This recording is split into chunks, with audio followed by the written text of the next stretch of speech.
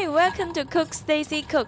In today's episode, I would like to share with you my version of salt and pepper chicken.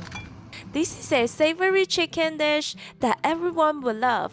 I will show you the tips and tricks to make the chicken crispy on the outside and tender on the inside.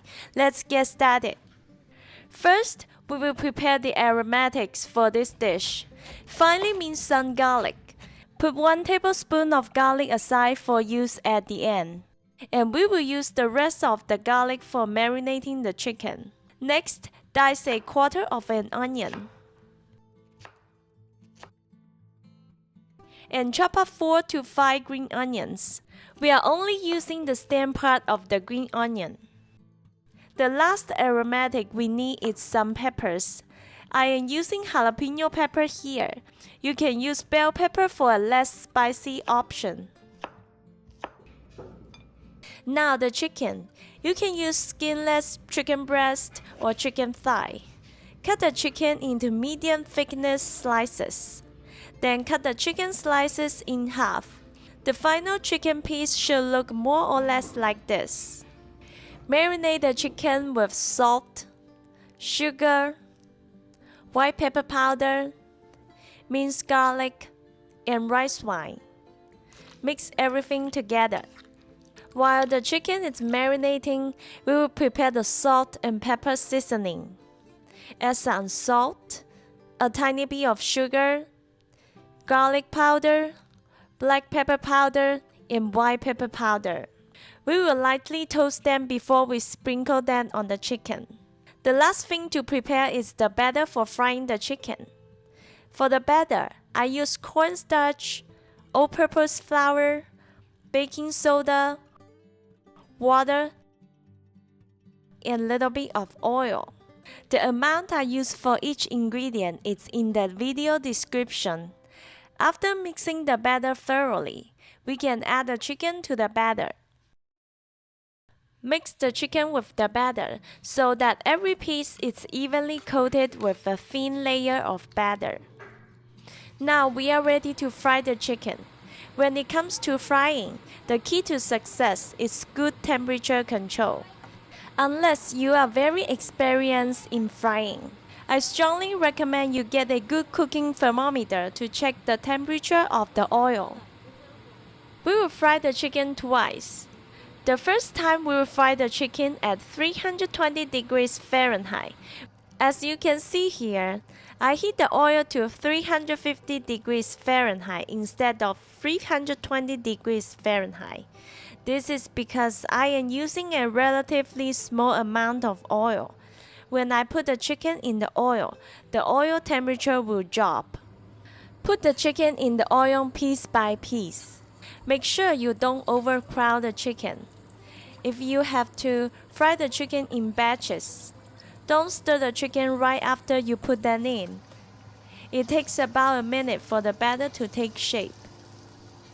For this first frying, we will fry the chicken for 3 minutes. When the chicken starts to float to the top, you can break out any pieces that are stuck together. Check the temperature of the oil often and adjust the heat as needed.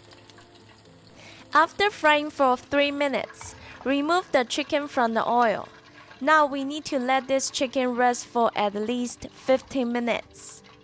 While we wait for the chicken to cool down, we can toast the salt and pepper seasoning. Pour the seasoning into a pan over medium-low heat. Stir frequently to prevent burning and toast it for 1 minute.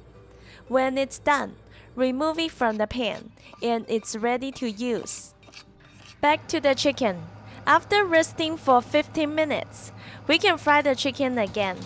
For this second frying, the oil temperature needs to be 380 degrees Fahrenheit, which is 195 degrees Celsius. Again, I heat the oil to 20 degrees Fahrenheit above my target frying temperature. We will only fry the chicken for 20 seconds this time. The purpose for the second frying is to make the batter crispy. Stir the chicken occasionally so the golden color will look even. When the 20 seconds is up, remove the chicken from the oil and put it in a large bowl. While the chicken is still hot, sprinkle the salt and pepper seasoning on the chicken. Toss the chicken as you sprinkle the seasoning so that every piece is seasoned evenly. At this point, the chicken is tasty enough to eat, but for a restaurant quality dish, we can add a final touch.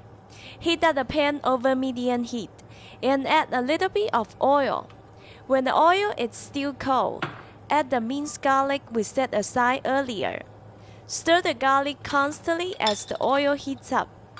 When the garlic starts to turn yellow, add the onion, green onion, and pepper to the pan. Stir fry them briefly to bring out the flavor. Then pour the aromatic to the chicken. Mix it with the chicken and we are done. This salt and pepper chicken is crispy on the outside and tender on the inside. It's savory with a hint of pepper. I hope you give this recipe a try. If you like our video today, please share with your friends and family. Let me know your thoughts about this recipe in the comments. Thank you for watching and see you next time.